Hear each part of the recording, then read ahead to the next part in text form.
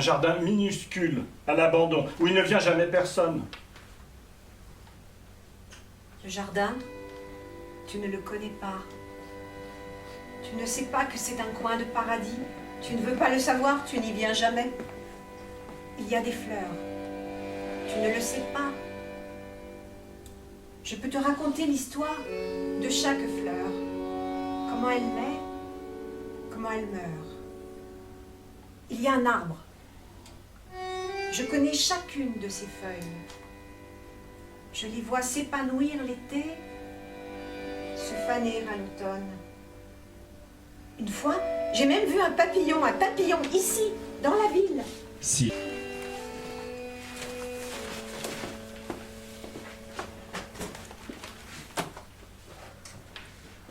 Dans mon village, il y avait des fleurs. Plein de fleurs, des milliers partout. Dans les maisons, dans les rues. Incroyable. Oui, incroyable, une symphonie de couleurs. Tu sais, un jour il y a eu un très grand incendie de forêt. Le village n'a pas brûlé, mais tous les environs étaient calcinés. Des cendres fumantes, partout, l'horreur. Inouï. Les experts du gouvernement sont venus, solennels. Ils nous ont dit, toute la campagne restera brûlée, calcinée pendant au moins 10 ans. Un an plus tard, immense surprise. Partout, des champs couverts de fleurs aux couleurs vives, aux longues tiges, des arbustes à perte de vue. La terre avait ressuscité. Écœurant. Écœurant. Ce qui s'est passé à Ferguson. Un jeune noir fauche un gâteau dans une pâtisserie. Un policier là-bas de 6 balles. Les gens protestent. Le gouverneur fait charger la garde nationale. Un champ de bataille. Une vraie guerre. Incroyable, inouï, écœurant. Tu as de la peine? Je n'aurais jamais dû te parler de tout ça. Moi aussi. Elle veut que l'on vienne s'écraser à ses pieds. S'écraser à ses pieds. Mais quelle horreur! Tous les hommes en veulent aux femmes. La femme, c'est le mal absolu. Il faut l'empêcher de rire, d'être belle, d'être heureuse. Il faut l'enterrer sous des voiles, des tuniques, des tchadors, des préjugés. L'amour d'un homme, c'est d'abord le viol, puis la possession, enfin l'enfermement. Une marchandise, voilà ce que nous sommes. Voilà ce que je suis devenue. J'en ai assez. Je ne veux plus de cette ville. Je ne veux plus de cette vie, je veux mourir!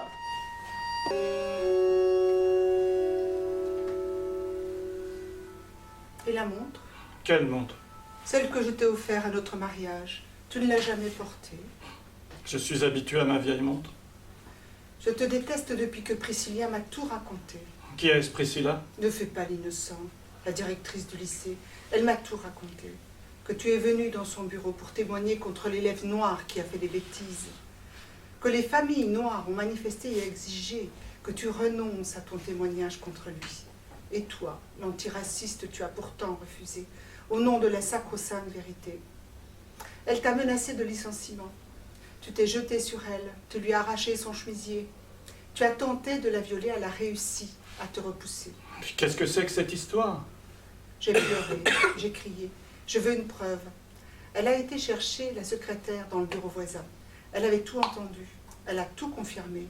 Elle l'a juré. Elle n'a jamais eu de secrétaire. Il n'y avait que 2 bureaux, le sien et celui du boss. Elle voulait déposer plainte contre toi pour agression sexuelle. Je l'ai suppliée d'y renoncer. Elle a accepté à condition que je ne t'en parle jamais et que j'obtienne ta démission. Ma démission? Mais j'aurais perdu toutes mes indemnités. Entrez.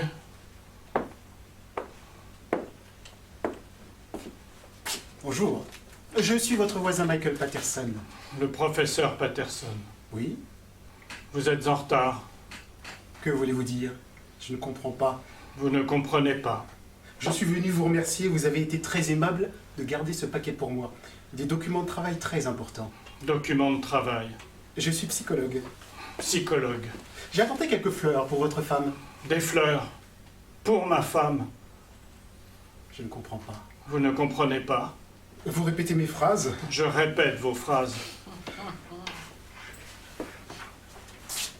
Vous ne semblez pas aller bien. Je ne vous attendais plus. Vous avez une demi-heure de retard. Je ne comprends pas. En fait, ce que vous dites est assez étrange. J'ai vraiment eu l'intention de venir il y a une demi-heure. Vous rendez-vous compte de la gravité de ce que vous dites? Je vous comprends de moins en moins. J'ai pris mon chapeau, les fleurs, et sur le pas de la porte, j'ai renoncé. Vous avez renoncé. Mon attention a été attirée par une enveloppe que j'avais négligé d'ouvrir. Le compte-rendu d'une étude psychologique sur les problèmes de la ville. La ville, j'aurais dû m'en douter. Elle a fini par gagner. À quoi faites-vous allusion? Mais non, la ville ne gagne pas, bien au contraire, elle perd. Elle perd chaque jour. La violence augmente sans cesse. Jamais l'individu... Hello, comment allez-vous? C'est vous? Dick Lane, votre avocat. Erreur, mon avocat est William Whipper. Attendez une seconde, je suis le nouvel associé de Maître Whipper. Vous avez une procédure qui traîne depuis 8 ans. Tout cela n'a désormais plus aucune importance. Ne jamais se décourager. Moi, je travaille autrement que Whipper. Lui, il attend derrière son bureau en lisant son journal. Moi, je prends le problème à bras-le-corps. Et j'ai mis le paquet sur votre dossier parce que je n'ai pas du tout apprécié la façon dont le lycée vous a traité. Vous, un antiraciste connu. Je suis moi-même un black, ok? J'ai solutionné votre affaire. Solutionné. Une lettre de notre bureau attend depuis 3 jours chez votre gardien. Il me l'a confirmé au téléphone. Vous ne passez pas souvent prendre votre courrier. Vous n'avez plus qu'à signer l'accord. D'accord. Le lycéen maintenant 22 ans. Il est marié, il a des dettes. Il a accepté ma proposition. Il a reconnu avoir porté un faux témoignage contre vous, sous la pression du directeur. Je lui ai promis 26 000 $. J'ai attaqué le lycée. Leur avocat a accepté de transiger à 78 000 $. Et croyez-moi, il s'en tire bien. Ça fait 26 000 $ pour vous, autant pour le jeune noir. Et il reste 26 000 $ pour Whipper et moi. Les honoraires d'avocat. Tout le monde doit vivre. Vous n'avez plus qu'à signer le contrat et les dollars seront sur votre compte dans les 48 heures. Ok? Au revoir, cher professeur.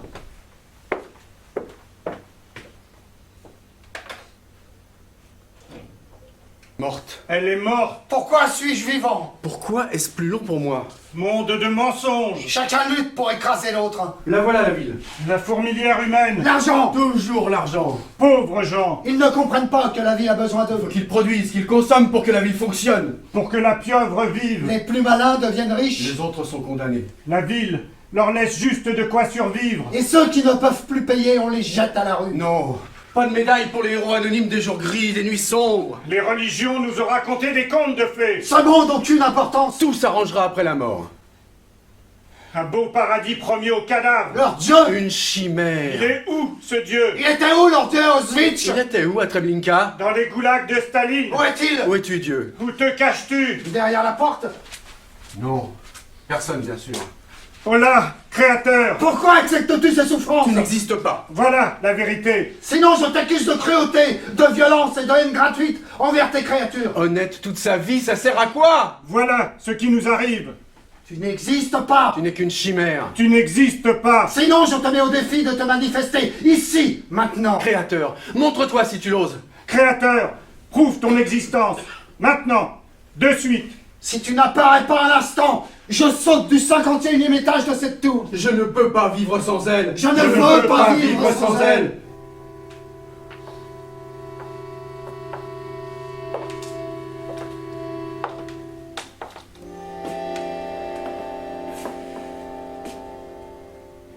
Bonjour, monsieur.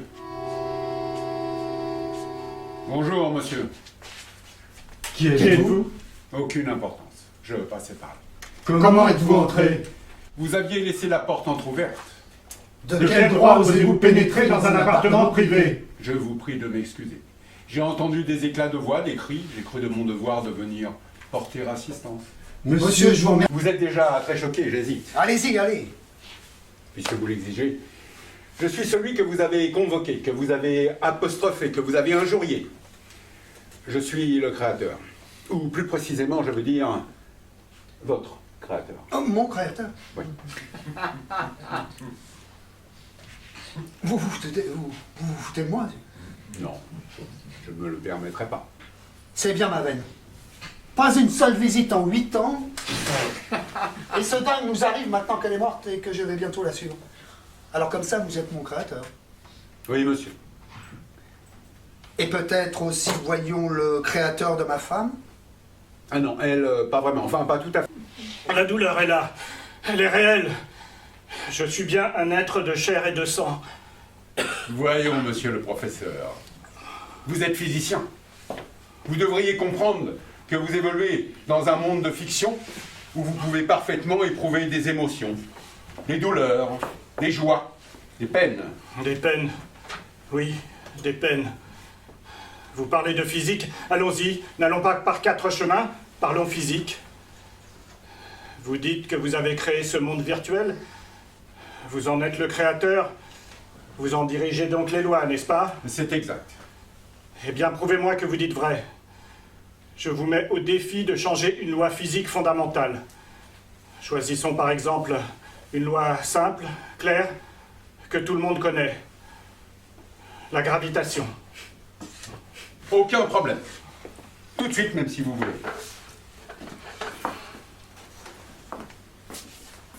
Vous voyez le guéridon avec le petit vase? Retirez le guéridon.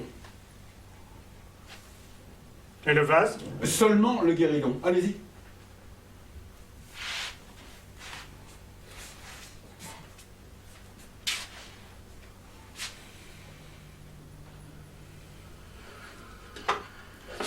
Ça alors? Ce n'est pas possible. C'est inouï, incompréhensible, inexplicable. Vous avez un pouvoir sur l'environnement physique. C'est stupéfiant. Dites-moi, mon vieux, vous, Que voulez-vous dire? avec vos pouvoirs diaboliques, vous prétendez avoir créé, écrit, organisé ma vie, celle de ma femme? C'est bien ça? Oui, j'ai créé la trame de votre existence. Alors, le cataclysme professionnel que j'ai subi, viré du lycée, toute la pauvreté, la misère, la souffrance qui en ont découlé, c'était vous? L'amour de ma femme, changé en rancune, en colère, en haine, peu à peu, au fil des jours terribles et des nuits sans sommeil. C'est vous? Et le suicide de ma femme, au 51e étage de cet immeuble affreux, dans cette ville affreuse, la ville, c'est donc vous? Et l'argent, les dollars, qui arrivent pile au moment où elle est morte, hein? C'est toi? Ah, tu souffres aussi, salopard! Tu comprends maintenant ce que tu infliges aux autres, espèce de sadique? Tu étouffes! C'est bien réel, ça, n'est-ce pas?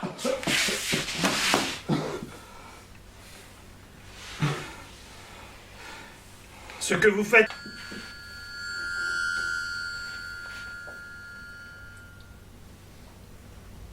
S'il vous plaît.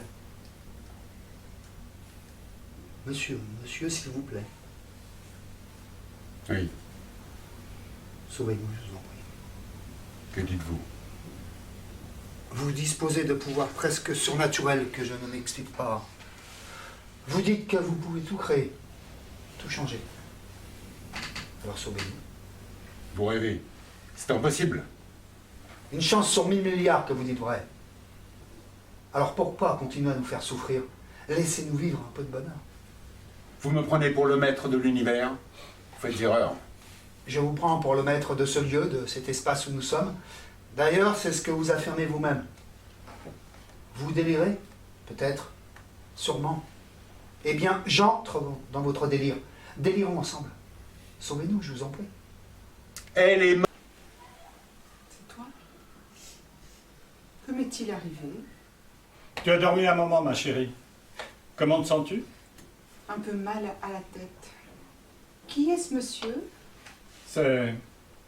l'auteur. Le docteur? Ah, bonjour docteur, mais on vous a... Que je n'existais pas, que je n'étais qu'une ombre. Une ombre surgie de ton imagination. Elle divaguait. Elle ne divaguait pas. Elle disait n'importe quoi. Ce n'était pas n'importe quoi. Elle mentait. Elle disait la vérité, tu n'existes pas. Tu n'es rien. Je ne suis rien. Très bien. Absolument rien. Parfait. Mais si vous avez tous raison, dis-moi d'où viennent mes souvenirs. Le souvenir de cette femme dans mes bras, de son parfum, de ses baisers. D'où vient le souvenir de ces années passées auprès d'elle? Et ma souffrance. Dis-moi d'où vient ma souffrance. J'exige la vérité. La vérité. Encore. Toujours la vérité. Tu n'as pas changé. Tu veux savoir? Tu es l'homme que j'étais avant. J'écris et je me recrée moi-même. J'écris et je t'observe. J'observe tes mouvements. J'écoute chacun de tes mots, chacune de tes phrases. Je scrute même tes pensées pour mieux comprendre pourquoi je n'ai pas réussi à la sauver, à la guérir. Je vois tes erreurs qui sont mes erreurs. Tu es l'homme que j'étais avant. Mais moi j'ai souffert, j'ai lutté, j'ai changé. Tu n'es plus désormais qu'un spectre de mon passé.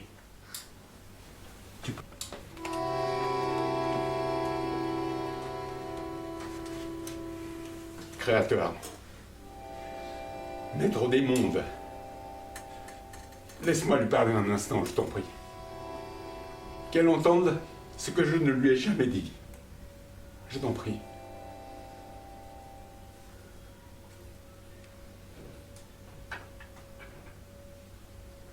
C'était pas fermé. Mon copain, c'est pas bien ce que tu fais. Ok, ta femme est morte, tire à moi, mais c'est pas une raison pour boire sans arrêt. Et pas venir au boulot. Le boss, il râle beaucoup après toi. T'en as une drôle de tête. Mais pourquoi tu bois comme ça? Ça t'avance à quoi de boire? Ça va changer quoi? Elle souffrait. Elle m'aimait.